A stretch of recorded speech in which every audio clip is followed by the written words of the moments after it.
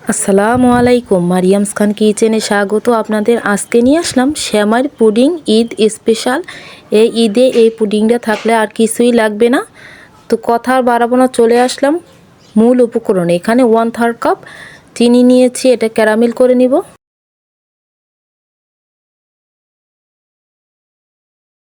চিনিতে পানি দেওয়ার কোনো দরকার নেই, আস্তে আস্তে এটা লো হিটে ক্যারামেলটা হবে। তা দেখেই বুঝতে পারছেন খুব সুন্দর একটা কালার চলে আসছে। এখন আমি চুলাটা বন্ধ করে ক্যারামেলটা নামিয়ে নিব।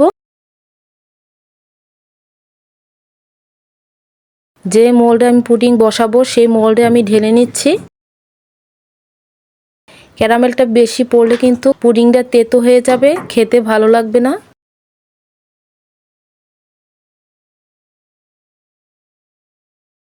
এখন আমি 4-5টা ছড়িয়ে আমি ক্যারামেলটা লাগিয়ে নিচ্ছি।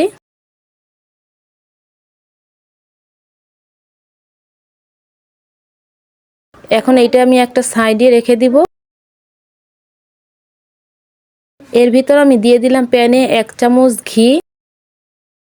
শ্যামাই যে পুডিংটা বানাবো এর জন্য আমি 1 প্যাকেটের থেকে 3 ভাগের 1 ভাগ শ্যামাই ভেজে নিব।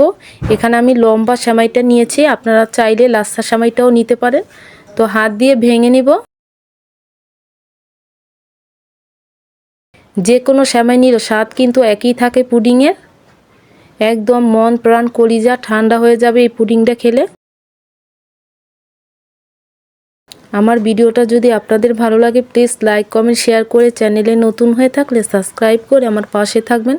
তো কথা বলতে বলতে আমি সেমাইটা ভেজে নিয়েছি। এখন চুলা থেকে নামিয়ে এটা এক সাইডে রেখে দিব।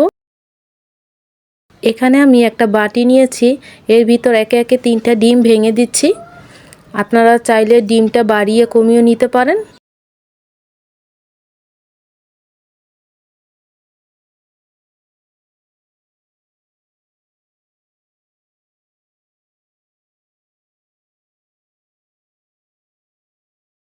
মিষ্টির জন্য এর ভিতর দিয়ে দিলাম আবার 1/3 কাপ চিনি। চিনিটা আপনাদের স্বাদ অনুযায়ী দিবেন। তো চামচ দিয়ে খুব ভালোভাবে ডিম আর চিনি ফেটিয়ে নিচ্ছি।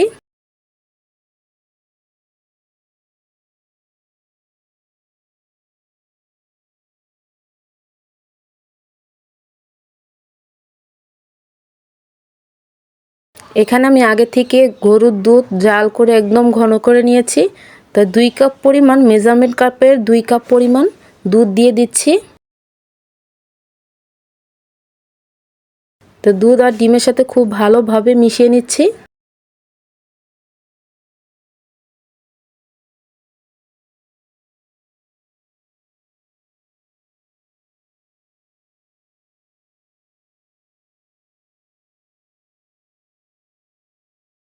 তো দুধ আর ডিমটা মেশানো হয়ে গেছে আমার। এখন আমি পুডিংয়ের মোল্ডে দুধ আর ডিমের মিশ্রণটি ঢেলে নিব। একটা ছাঁকনি দিয়ে চেলে নিচ্ছি। এতে ডিমের যে লাম্পসগুলো আছে সেগুলো ছাঁকনির উপরে থাকবে আর পুডিংটা একদম মসৃণ হবে। এভাবেই ছেঁকে নেবেন।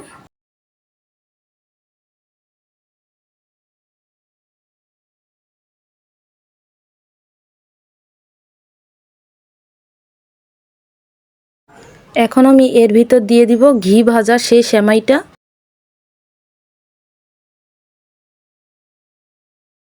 সেমাইটা একদম বেশি দিতে যাবেন না, এতে কিন্তু পুডিংটা সুন্দর হবে না, ভেঙে যাবে।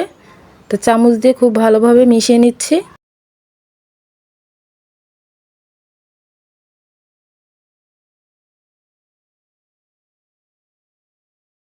তো এখন আমি চলে যাব পুডিংটা ভাপ দেওয়ার জন্য। এখানে কড়াইতে পানি বসিয়ে দিয়েছি।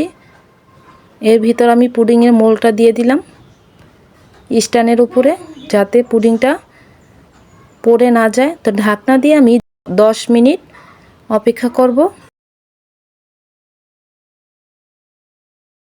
তো চলে আসলাম 10 মিনিট পর। এখন একটা কাঠির সাহায্যে আমি দেখে নিচ্ছি পুডিংটা আমার হয়েছে নাকি। তো কাঠির সাথে একদম লাগেনি, পুডিংটা আমার হয়ে গেছে, দেখেই বুঝতে পারছেন।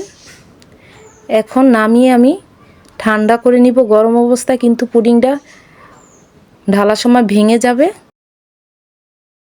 ঠান্ডা করে এখন চাকু দিয়ে আমি 4-5টা কেটে নিচ্ছি।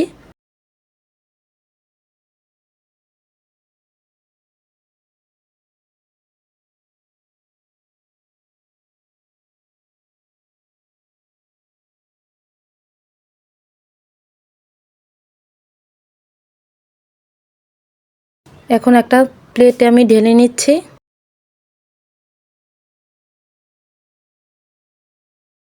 মাশাআল্লাহ, দেখুন পুডিংটা আমার কতটা সুন্দর হয়েছে। কেটে দেখাচ্ছি।